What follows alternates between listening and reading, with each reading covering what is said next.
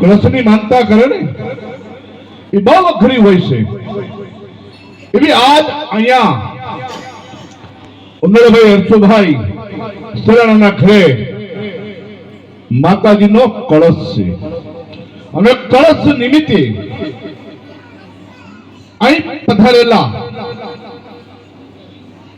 બાપુ સારી એવી ગૌશાળા તલવે ગૌનું ખૂબ રક્ષણ કરે છે અને ગૌ માતાનો મહિમા એની પાસે ખૂબ છે. આમ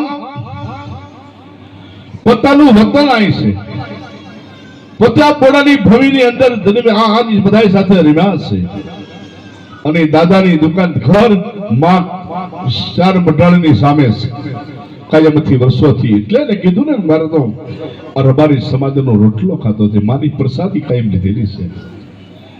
અરબારી સમાજ ખૂબ દૂધ પાયું છે ભદેવને. એ આપવું આજ આપણને બધાને એક કહું સરસ આપે છે જ્ઞાન આત્મા કલ્યાણ માટે, જીવન જીવવા માટે. અહીંયા પધારેલા પ્રપંચ બોડાના ભુવા હતા, દરમણ હતા, કળશ અને બધા તમામ ભુવાજીઓ પધાર્યા છે. લાખા બાપુ પણ પધાર્યા છે અને મેહુલભાઈ તો એક બહુ સરસ આપણે બધાની સમાજ વિશે વાત કરી. એવા આજ દરબારી સમાજના બારોટજી પણ પધાર્યા છે અને સમાજના વિરુદ્ધ આગેવાનો બંને અશોકભાઈ તમામ આગેવાનો અહીં એકત્રિત થયા છો. એક ઉનળભાઈના એક હૃદયના ભાવથી આમંત્રણ કળશ નિમિત્તના બધા સમાજ એકત્રિત થયો છે અને સમાજ એકત્રિત થયો છે એક શ્રદ્ધા અને વિશ્વાસથી. આ એક ધર્મનું કાર્ય છે, ધર્મના ઓલા કાર્યમાં આપણે બધા એકત્રિત થયા છે. જો કળશની અંદર હું માનું છું આ જો આવી ધર્મસભા જો સંતો ભુવાજી એક સ્થાને બેહીને આવી ધર્મસભા થાય ને તો આજ બોડામાં થઈ છે.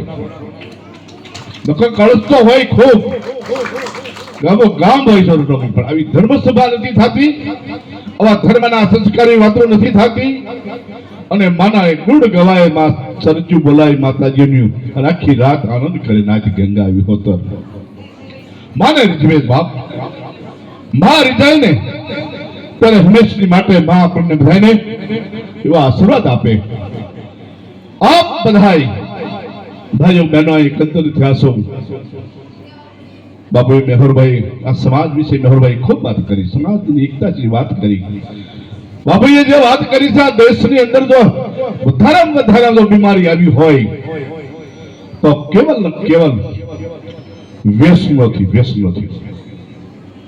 આ વિશ્વએ ભારતને ભરડો લઈ લીધો છે. એનું કારણ એ વર્ષો પહેલા અંગ્રેજ સરકાર રાજ કરતું છે.